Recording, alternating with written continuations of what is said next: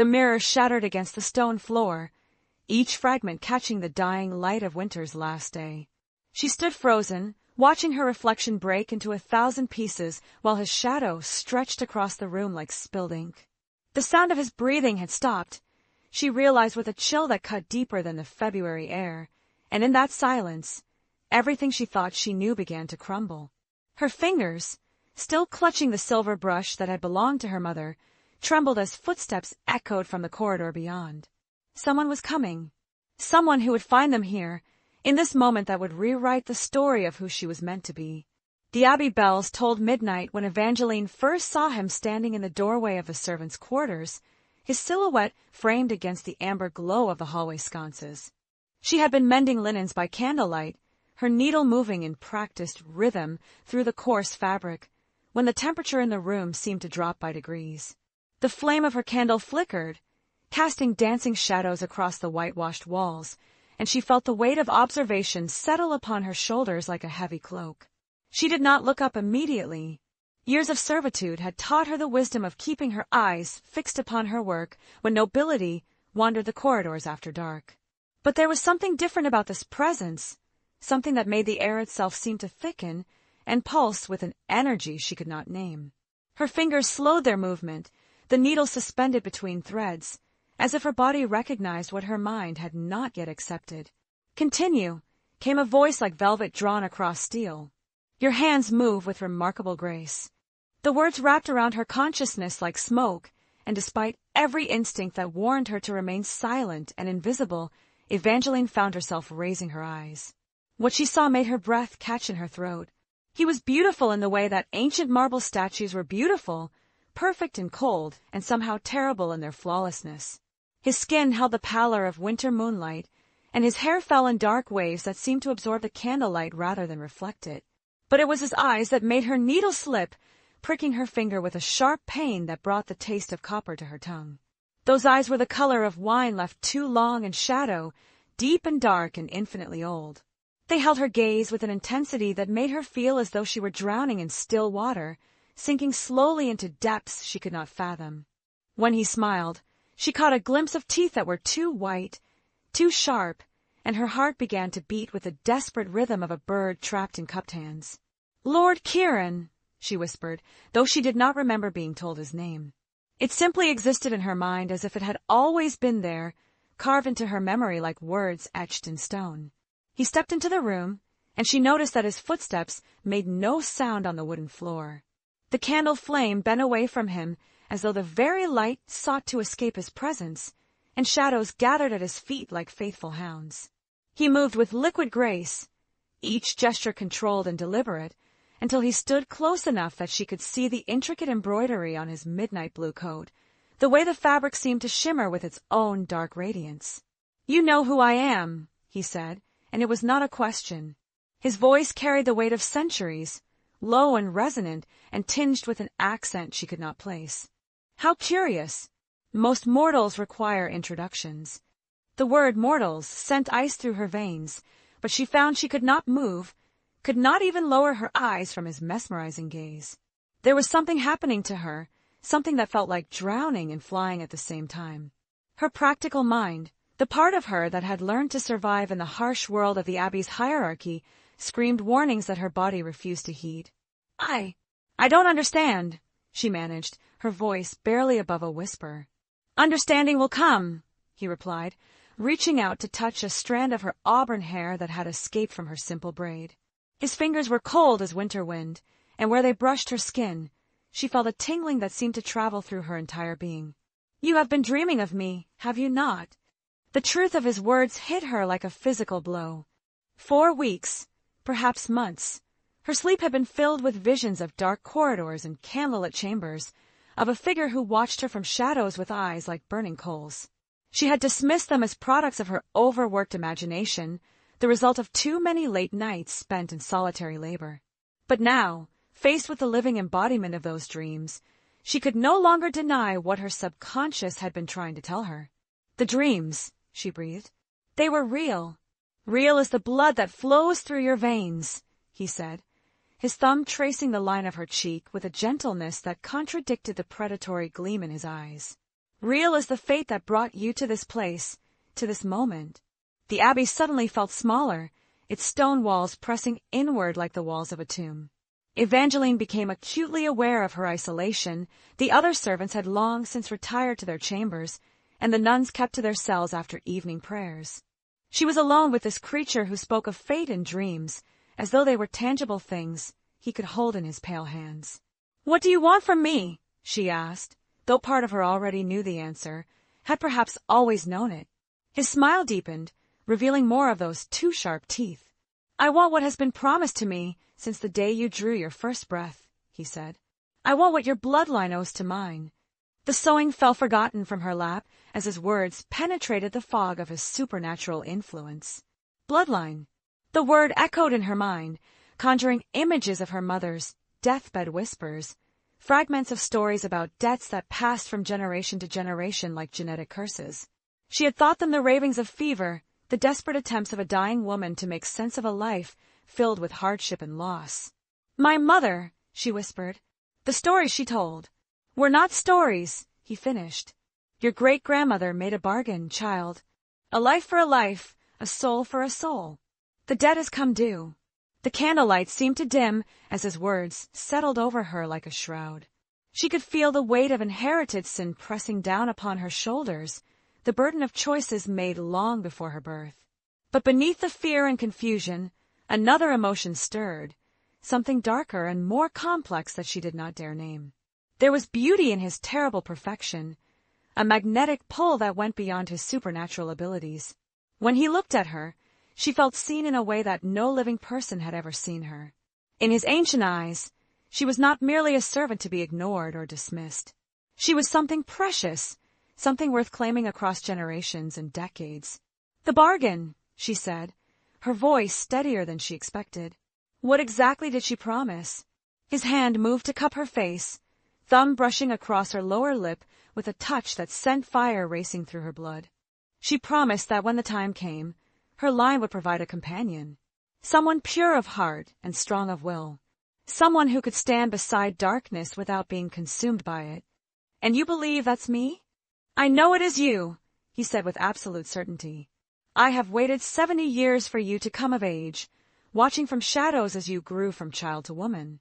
Every choice you have made, every hardship you have endured, has been preparing you for this moment." The implications of his words washed over her in waves. 70 years. He had been watching her entire life, a silent guardian or predator, she could not yet determine which. Every moment of privacy she thought she had possessed had been an illusion. Her life had never truly belonged to her. Yet instead of the revulsion she expected to feel, Evangeline found herself leaning into his touch. There was something intoxicating about being chosen, about being deemed worthy of such patient devotion. After years of invisibility, of being treated as less than human by those who should have shown her Christian kindness, the intensity of his attention felt like sunlight after endless winter. "What would it mean?" she asked. "To be your companion?" His eyes grew darker, if such a thing were possible. It would mean leaving this half-life behind. It would mean power beyond mortal comprehension, beauty that never fades, and time enough to see empires rise and fall like waves upon the shore.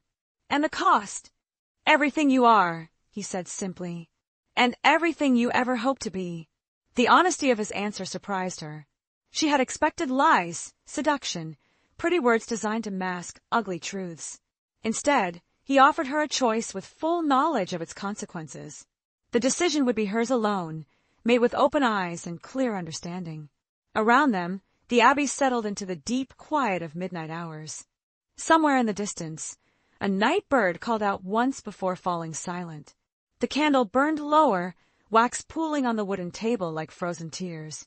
And still they remained locked in their strange tableau, predator and prey, master and servant, immortal and mortal balanced on the knife's edge of transformation. "I need time," she whispered. "Time," he repeated, as though the concept amused him. "Very well. But know that dawn brings consequences. Others will come seeking what you possess. Others who will not offer choices." Before she could ask what he meant, he was gone. Not departed, simply absent, as though he had never been there at all. Only the lingering scent of winter roses and the memory of cold fingers against her skin proved that the encounter had been real. Evangeline sat alone in the flickering candlelight, her sewing scattered on the floor around her feet like fallen petals. The needle that had pricked her finger lay beside her chair, its point gleaming with a single drop of blood that caught the flames glow like a tiny ruby. She pressed her hand to her throat, feeling the rapid pulse of her heart beneath her palm. Whatever choice she made in the hours to come would echo through eternity. The girl who fell asleep in this chair would never wake in quite the same world again. Outside her window, clouds gathered across the face of the moon, and somewhere in the darkness, ancient eyes watched and waited for dawn. The morning bells found Evangeline still sitting in her chair, the candle burned down to a puddle of wax, and her sewing scattered across the floor like evidence of some great struggle. Sunlight streamed through the narrow window, painting golden rectangles across the rough wooden planks, but she felt none of its warmth. The memory of cold fingers and wine-dark eyes had settled into her bones like winter frost, and she could not shake the feeling that she had crossed some invisible threshold from which there could be no return. Sister Marguerite discovered her there when she came to collect the mended linens for morning prayers. The elderly nun's sharp eyes took in the scene with the practiced assessment of someone who had spent decades reading the signs of spiritual crisis among her charges. "Child," she said, her voice carrying the weight of authority and concern, "you look as though you have seen a ghost." Evangeline almost laughed at the inadequacy of the description. A ghost would have been a comfort compared to what had visited her in the night. Instead, she forced herself to stand on unsteady legs and began gathering the scattered fabric from the floor. "I could not sleep, sister," she said, which was true enough. "I thought it best to continue working." But Sister Marguerite was not easily deceived. She approached with the careful steps of someone stalking a wounded animal, her pale eyes studying Evangeline's face with uncomfortable intensity. "There are shadows under your eyes," the nun observed, "and your hands shake like leaves in autumn wind. Tell me true, child, what has disturbed your peace?" The question hung in the air between them, loaded with implications that Evangeline did not dare voice. How could she explain that her bloodline carried debts to creatures that should not exist? How could she speak of bargains made in darkness, and promises that transcended death itself? "Dreams," she said finally, "nothing more than dreams." Sister Marguerite's expression softened slightly, but her scrutiny did not waver. "Dreams can be messages from the divine," she said, "or warnings from darker sources. Perhaps you should speak with Mother Superior." The suggestion sent a chill through Evangeline's chest. Mother Superior Claudia was a woman of fierce intelligence and unwavering faith, but she was also practical to the point of brutality. If she suspected that one of her charges had become entangled with supernatural forces, her response would be swift and merciless. Evangeline had seen what happened to those accused of consorting with evil. The abbey cellars still bore scorch marks from the last purification ritual. "I think not," Evangeline replied, forcing her voice to remain steady. "They were merely the products of an overworked mind. I shall rest better tonight." The nun studied her for a long moment, then nodded slowly. "See that you do. But remember, child, the devil's greatest trick is convincing us that his temptations are our own desires. Be vigilant against deception." The words followed Evangeline throughout the morning as she went about her duties with mechanical precision. She scrubbed floors until her knees ached and polished silver until her reflection stared back at her from every surface, but nothing could quiet the voice in her head that whispered of choices and consequences. As the day wore on, she became aware of subtle changes in the abbey's atmosphere. Conversation stopped when she entered rooms, and she caught several of the younger nuns watching her with expressions that ranged from curiosity to fear. Word traveled quickly in closed communities, and by midday, everyone seemed to know that something had disturbed the natural order of their cloistered world. It was during the afternoon meal that the first sign of external threat manifested. A messenger arrived at the abbey gates, bearing news that sent tremors of unease through the community. Father Benedict, the stern priest who served as their spiritual advisor, had been found dead in his chambers that morning. The cause of death was unclear, but witnesses spoke of the terrible expression of fear frozen on his face, and the way his hair had turned white overnight. Mother Superior Claudia received the news with her characteristic composure, but Evangeline saw the way her fingers tightened on her rosary beads and the almost imperceptible quickening of her breath. Death had touched their small world with unexpected suddenness, and in a community dedicated to contemplating eternity, such reminders of mortality carried special weight. "We will hold vigil for Father Benedict's soul," Mother Superior announced to the assembled sisters, "and we will pray for protection against whatever evil may have brought about his untimely end." The word evil seemed to hang in the air like incense smoke, heavy and clinging. Evangeline felt every eye in the room turned toward her, as though her guilty knowledge were written across her features in letters of flame. She kept her gaze fixed on her bowl of thin soup, but she could feel the weight of suspicion settling around her shoulders like a hair shirt. That evening, as shadows lengthened across the abbey grounds, Evangeline found herself drawn to the small garden behind the chapel where she often went to think. The space was enclosed by high stone walls covered in climbing roses that had long since withered in the winter cold, their thorny branches creating intricate patterns against the gray stone. A single bench sat beneath an ancient oak tree whose bare limbs reached toward the darkening sky like supplicating arms. She had not been sitting long when the temperature began to drop with unnatural swiftness. Her breath misted in the suddenly frigid air, and frost began to form on the stone bench beneath her hands. The shadows between the rose bushes seemed to deepen and writhe with independent life, and she knew without looking that she was no longer alone. "You have been thinking," came the familiar voice from the darkness. Lord Kieran stepped into view as though the shadows themselves had birthed him, his pale skin luminescent in the gathering twilight. "I can sense the turmoil in your mind like wine in a crystal glass." "Father Benedict is dead," she said without preamble. "Did you?" "I did not touch the priest," he replied, moving closer with that same liquid grace she remembered from the night before. "But my presence in this realm has attracted attention from those who would see my plans undone. The good father simply encounters something that his mortal mind could not comprehend. Others of her kind?" His laugh was like wind chimes made of ice. "Not my kind, precisely. But yes, others who feed upon life and fear. They seek to claim you before I can complete our bargain. The death was meant as a warning, a demonstration of what will befall anyone who stands between them and their prize." The revelation hit her like a physical blow. Her choice was no longer simply between mortality and whatever existence he offered. Other predators circled in the darkness, drawn by the scent of her unusual blood and the power it apparently contained. She was no longer choosing between freedom and captivity, but between different forms of bondage. "How many?" she asked. "Enough," he said grimly. "Ancient things that have slumbered for decades are stirring to life. The debt your bloodline carries is valuable beyond measure, and they would tear this place apart stone by stone to claim it." As if summoned by his words, a sound drifted across the garden that made every hair on Evangeline's arms stand on end. It was laughter, but not human laughter, something with too many harmonies, too many voices layered together like a demonic chorus. The roses rustled without wind, and somewhere in the distance, a dog began to howl with primal terror. Lord Kieran's expression darkened, and for the first time since she had met him, Evangeline saw something that might have been concern in his ancient features. "They grow bold," he murmured. "Time grows short." "What happens if I refuse?" she asked. "If I choose neither you nor them?" "Then you die," he said simply. "And your death will accomplish nothing, for they will simply hunt down your cousins, your distant relatives, anyone who carries even a trace of your grandmother's blood. The debt will be paid, one way or another." The weight of responsibility settled upon her shoulders like a lead cloak.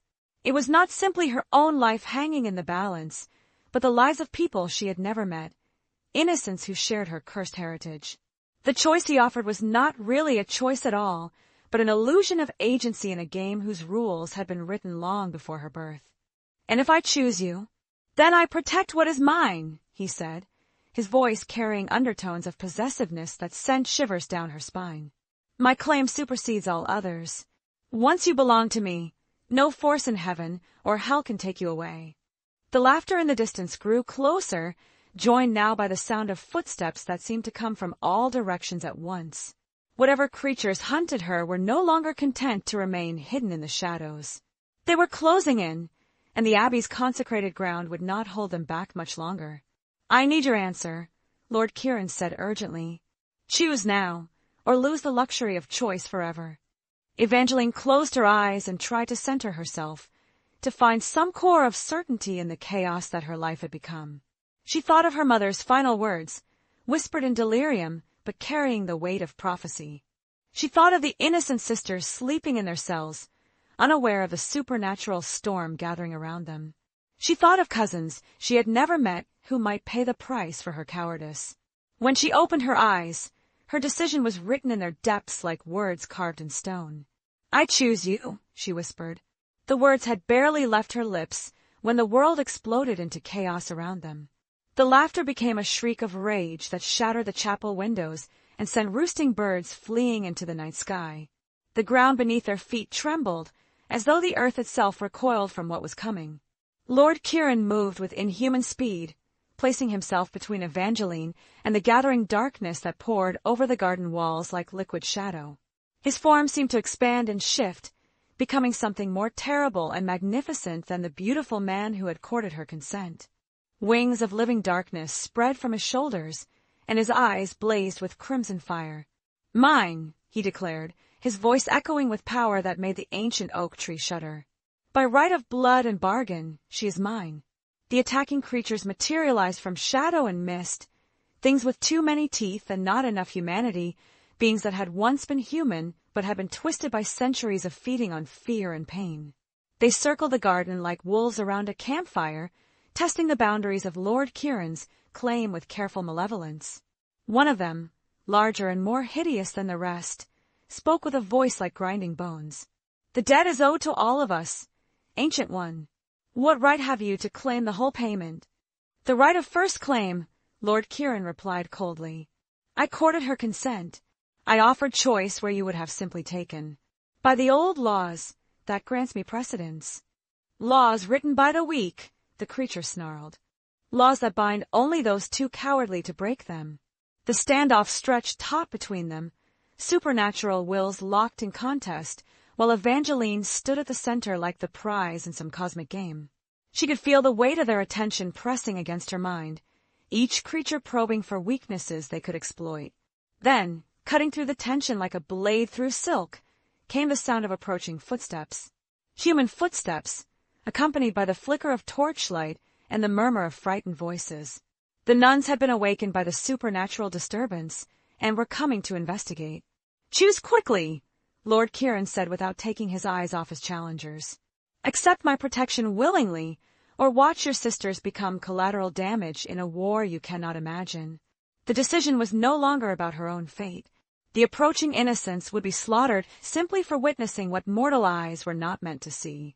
Their blood would water the ground of this sacred place, and their deaths would rest upon her conscience for whatever eternity awaited her. I accept, she said, her voice carrying clearly through the supernatural storm. I willingly place myself under your protection. The words triggered a transformation that began in her very bones. Fire raced through her veins, rewriting the fundamental nature of her existence with each heartbeat. She felt her mortality burning away like autumn leaves, replaced by something harder and more enduring. Her senses exploded with new perception. She could hear the whispered prayers of the nuns, still 3 corridors away, smell the fierce sweat of the creatures that surrounded them, see the intricate patterns of energy that connected all living things. Lord Kieran's claim settled over her like an invisible mantle, marking her as his possession for any supernatural entity with the power to perceive such things. The attacking creatures recoiled as though burned, their forms already beginning to fade back into the shadows from which they had emerged. This is not finished, the largest creature warned before dissolving completely. The debt still exists. Other opportunities will arise. Let them come, Lord Kieran replied with quiet confidence. They will find me ready. The garden fell silent except for the approaching voices of the nuns. The supernatural storm had passed, leaving behind only the lingering scent of brimstone and roses. Evangeline stood transformed in the center of it all, no longer quite human, but not yet understanding what she had become. Come, Lord Kieran said, extending his hand toward her. We must leave before they arrive. Your old life ends here. She looked back once at the abbey that had been her home for so many years, at the simple stone buildings that had sheltered her through childhood and adolescence. Somewhere in those corridors, Sister Marguerite was probably discovering her empty bed and wondering what had become of the quiet girl who mended linens by candlelight. Then she placed her hand in his, and they vanished into the night like smoke on winter wind.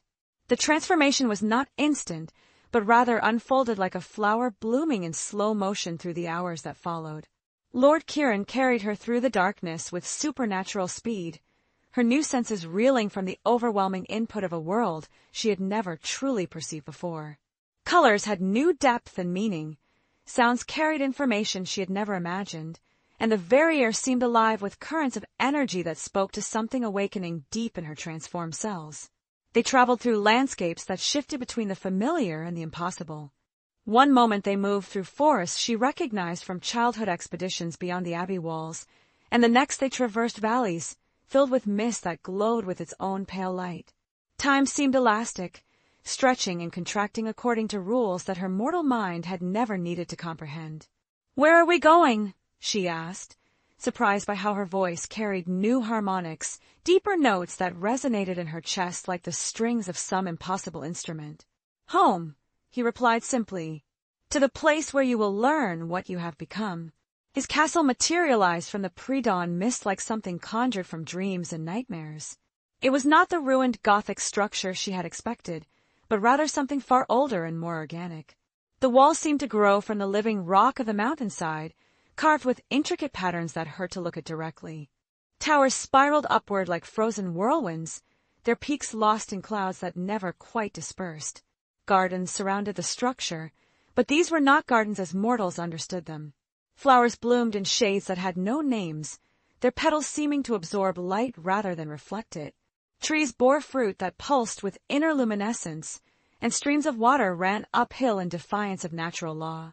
Everything was beautiful and terrible and utterly alien to the world she had known.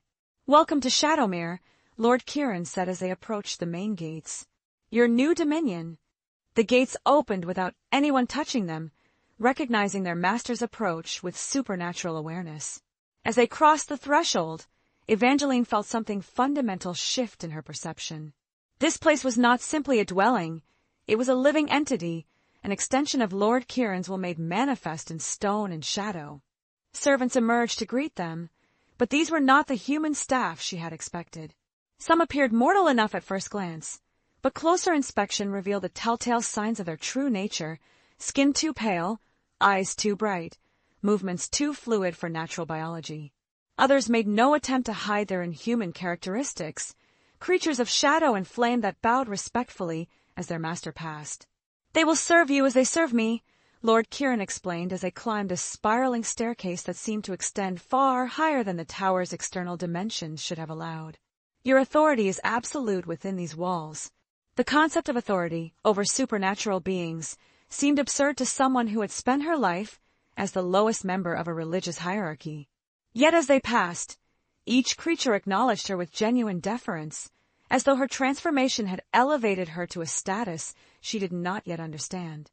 Her chambers, when they reached them, were a study in dark luxury. Tapestries woven from threads that shifted color with the viewing angle-covered walls of black marble veined with silver. A fireplace large enough to stand and provided warmth without visible fuel, its flames dancing in shades of blue and green that created ever-changing patterns on the polished stone.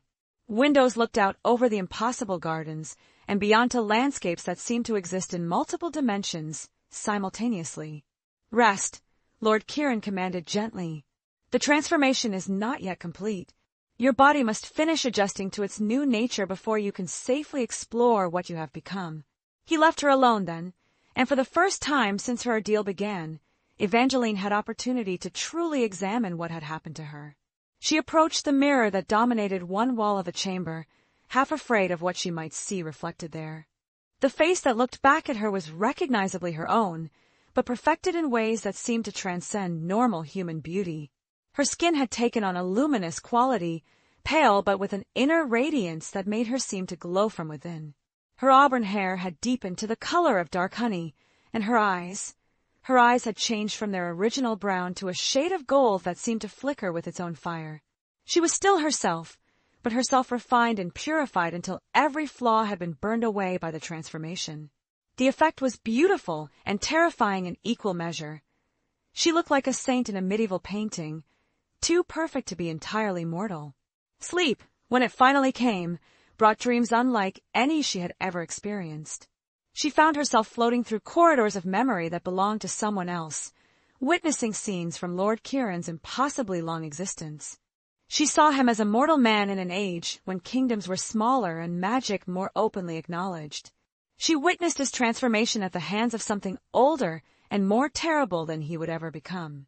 She felt the weight of centuries pressing down upon him, the loneliness of watching generations pass like seasons while he remained unchanged.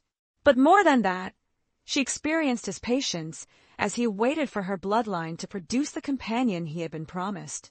Through his eyes, she saw her great-grandmother as a young woman, desperate enough to bargain away her descendants' freedom in exchange for the power to save her dying child.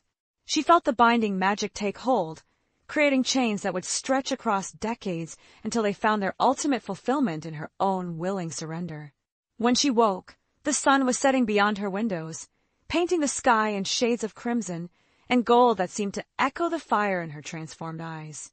She felt stronger than she had upon arrival, more settled in her new form.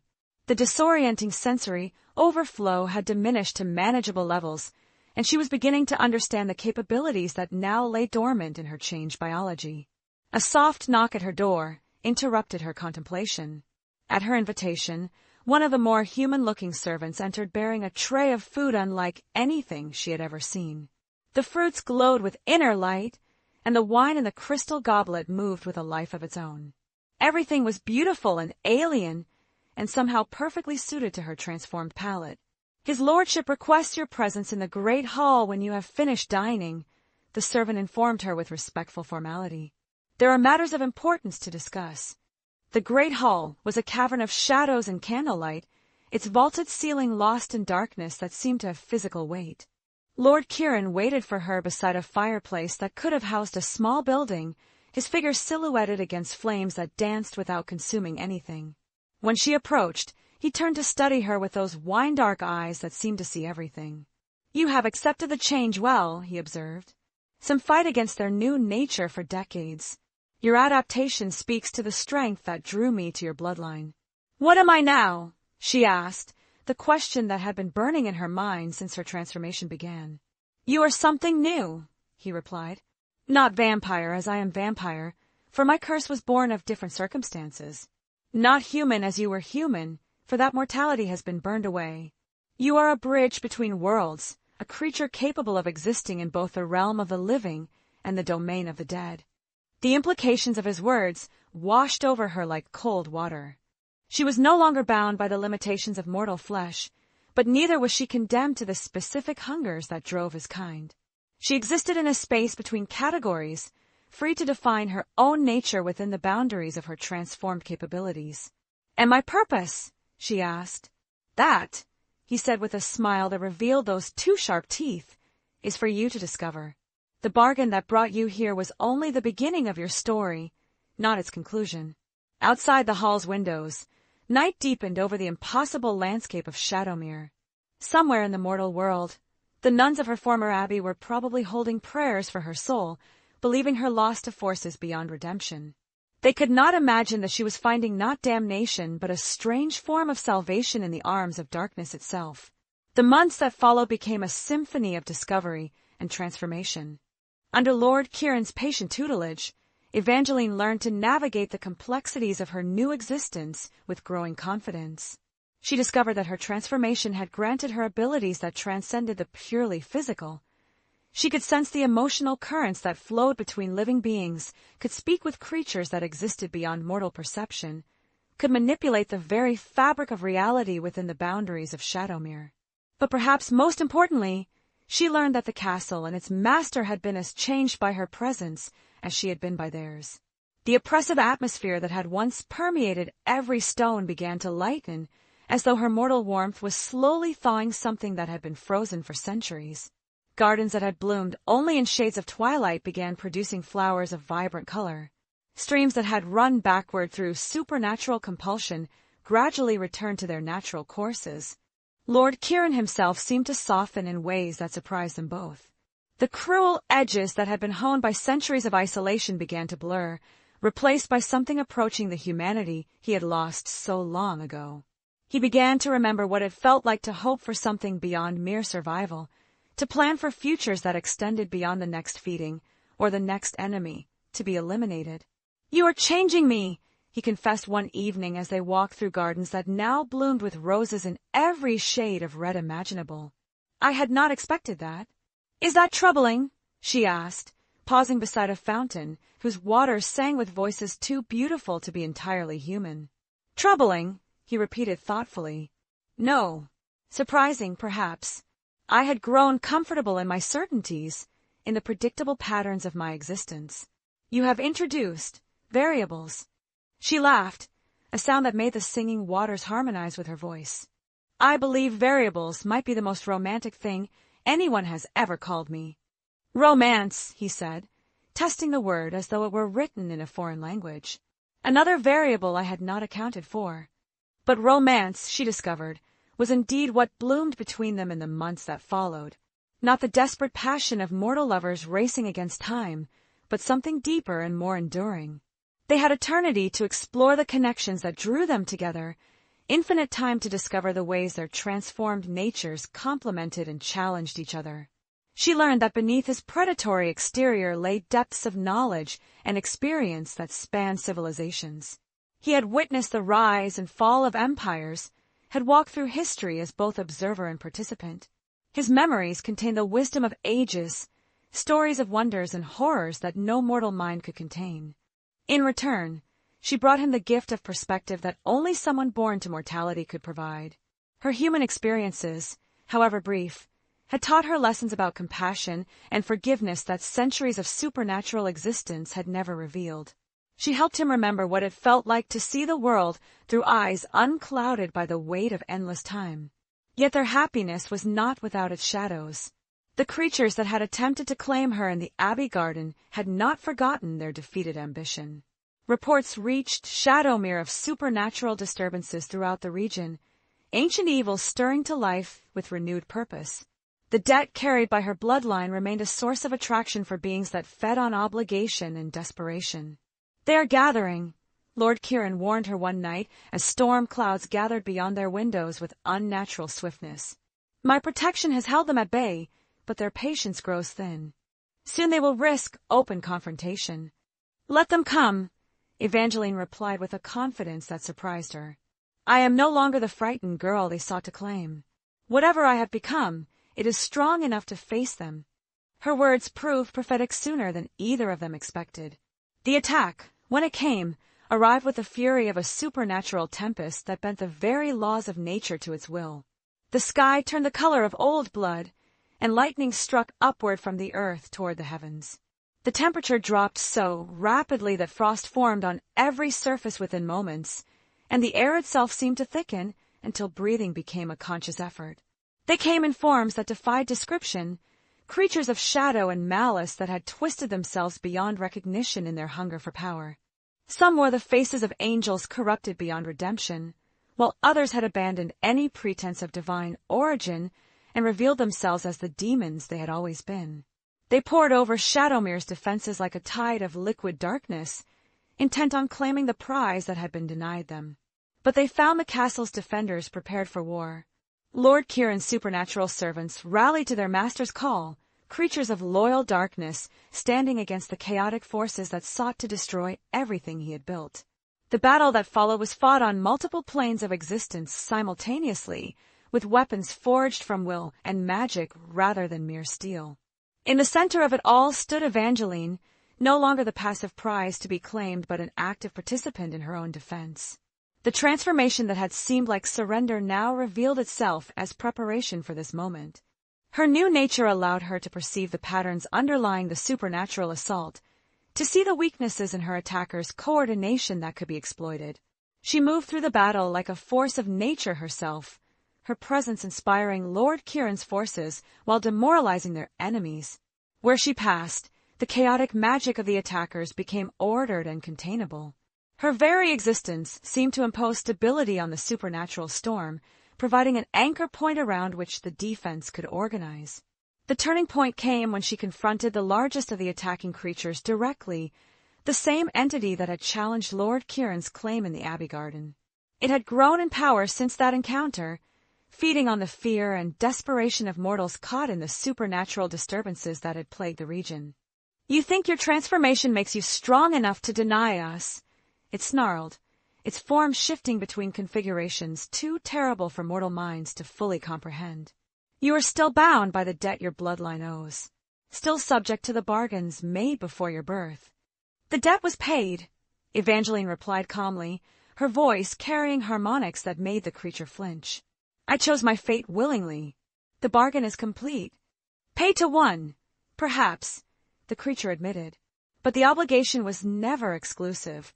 Others have claims that predate his, others who deserve compensation for what was promised."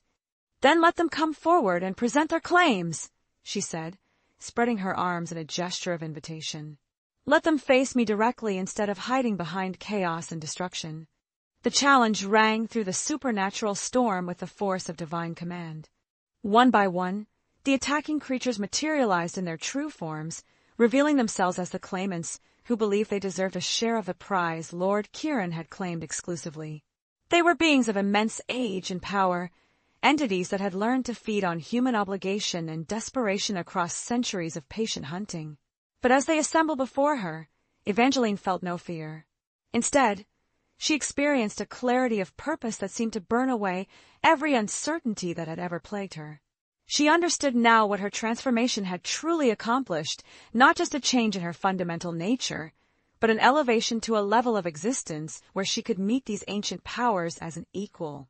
"I acknowledge your claims," she said formally, her words carrying the weight of supernatural law. "And I offer settlement." The assembled creatures stirred with interest and suspicion. Settlement implied negotiation, compromise, the possibility of gaining something valuable, even if it was not everything they had originally sought. "Speak your terms," the largest creature demanded. "I will provide what you seek," she continued. "Not my life or my eternal service, but something of greater value. I will give you redemption."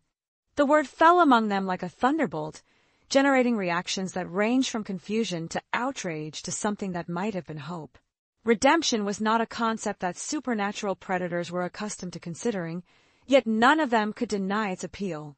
"Redemption," the creature repeated slowly.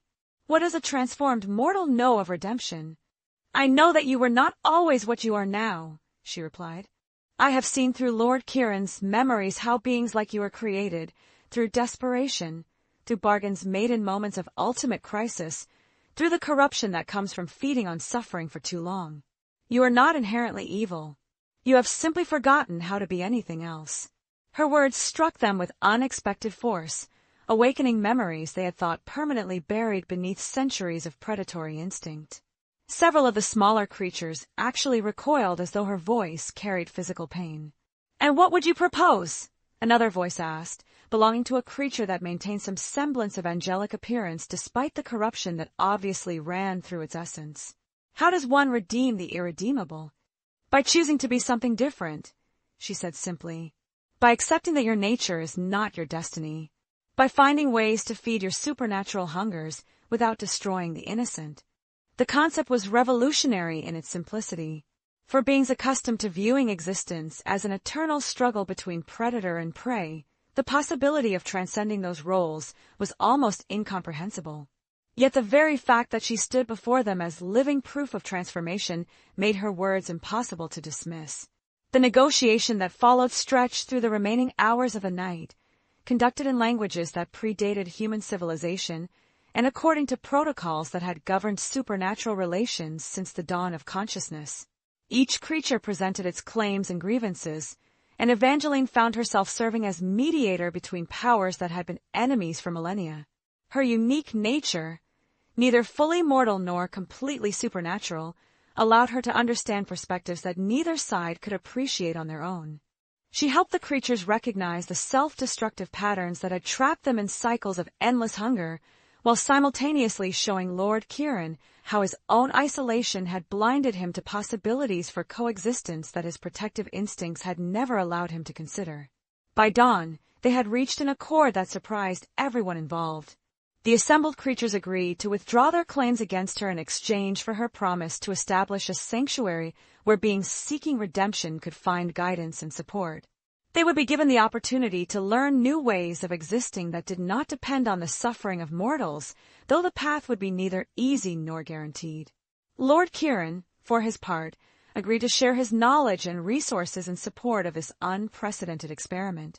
His centuries of experience would prove invaluable in helping other supernatural beings navigate the challenges of changing their fundamental natures. As the attacking forces dispersed back into the shadows from which they had emerged, Shadowmere settled into a peace deeper than any it had known since its creation. The storm clouds broke apart, revealing a sunrise that painted the impossible landscape in shades of gold and rose that seemed to promise new beginnings. "You realize what you have committed us to," Lord Kieran said as they stood together on the castle's highest tower, watching the last of their former enemies disappear into the morning mist. "A chance to be better than what we were," she replied. "A chance to prove that transformation is possible for anyone willing to embrace it. And if we fail, if redemption proves to be nothing more than a beautiful dream..." She turned to face him, her gold eyes reflecting the sunrise with inner fire. "Then we fail together. But I would rather fail at attempting something worthy than succeed at remaining safely unchanged." He smiled then, and for the first time since his own transformation centuries ago, the expression reached his eyes. "Very well. Let us see what wonders we can accomplish together." The years that followed were filled with challenges neither of them had anticipated.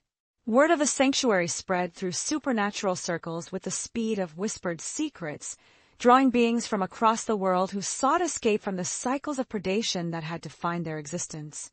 Some came in desperation, others in curiosity, and a few in barely concealed hostility toward the very concept of redemption. Evangeline found herself serving as guide and counselor to creatures whose natures she was still learning to understand. Each case required different approaches, different strategies for helping ancient beings rediscover aspects of themselves that had been buried beneath centuries of survival instincts.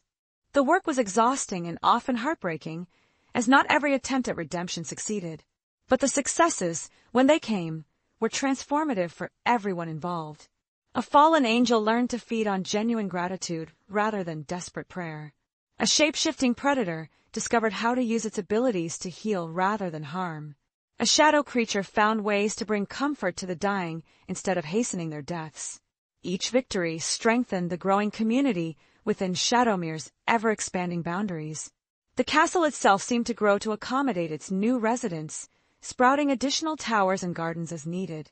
The impossible landscape beyond its walls developed new features: a healing spring that flowed with waters touched by redemption, a grove where trees bore fruit that could nourish supernatural beings without requiring the suffering of mortals. Lord Kieran adapted to his new role with surprising grace, his protective instincts expanding to encompass the entire community rather than focusing solely on Evangeline. His knowledge of supernatural lore proved invaluable in helping residents understand their own natures and potential for change. More importantly, his obvious transformation from isolated predator to leader of a redemptive community served as inspiration for those who doubted that change was possible. But perhaps the most significant development was the evolution of Evangeline's own abilities. Her role as mediator and guide had awakened powers that went beyond anything Lord Kieran had anticipated when he first claimed her. She discovered that she could perceive the fundamental patterns that shaped supernatural existence, could see the points where transformation was most likely to succeed or fail. More remarkably, she found that her presence could actually accelerate the redemptive process for those ready to embrace it. Beings who might have required decades to overcome their destructive impulses could accomplish the same transformation in months or even weeks when guided by her unique insight. The change in her was most apparent during the community's monthly gatherings, when all residents assembled in the Great Hall to share their experiences and support each other's continued growth. Standing before the assembled crowd of former predators, fallen angels, corrupted spirits, and other supernatural beings, she radiated an authority that had nothing to do with power and everything to do with wisdom. Redemption is not a destination, she would remind them. It is a choice we make every day, every moment. It is the decision to be better than our nature tells us we must be. On one such evening, as autumn painted the impossible landscape in shades of gold and crimson, a new arrival appeared at Shadowmere's gates.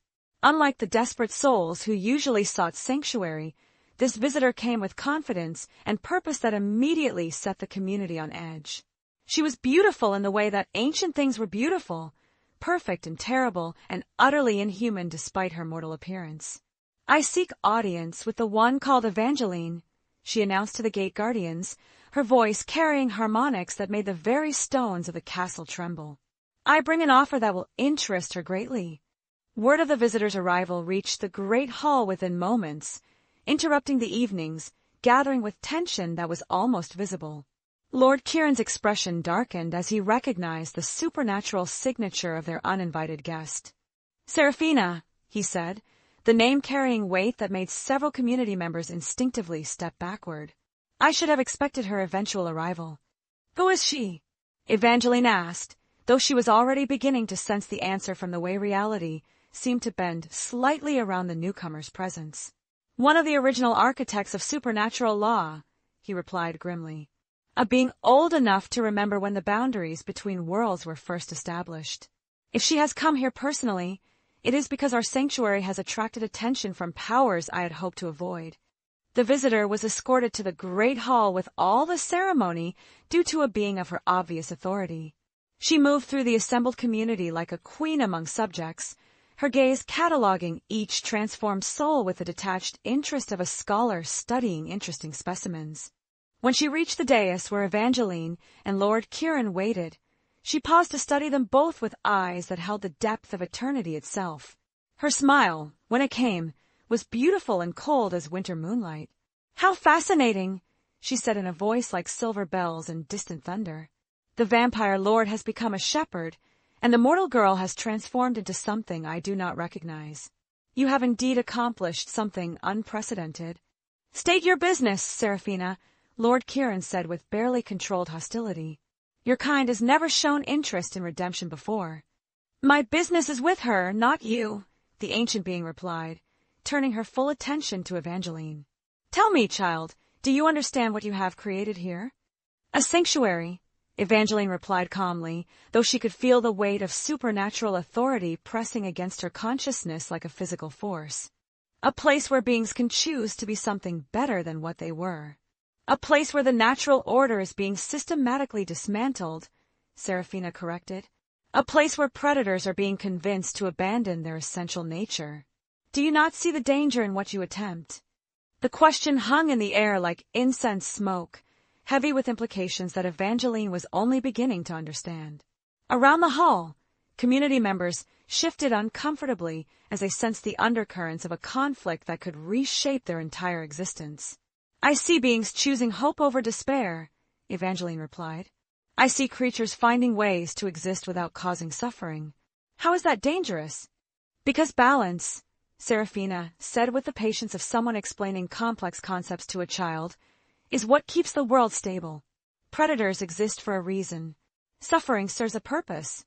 Pain teaches lessons that comfort never could. When you remove these elements from the cosmic equation, you risk consequences far beyond your ability to imagine."